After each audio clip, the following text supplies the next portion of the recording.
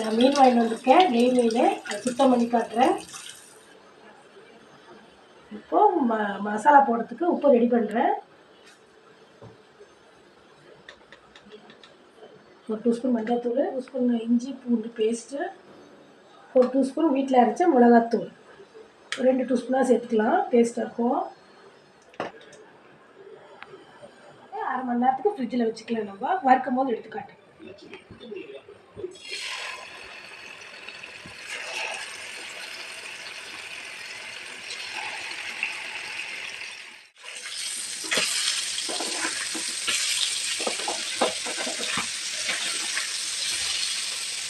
ரெண்டு பக்கம் திருப்பி போட்டு எடுத்துக்கலாம். தேவைப்படா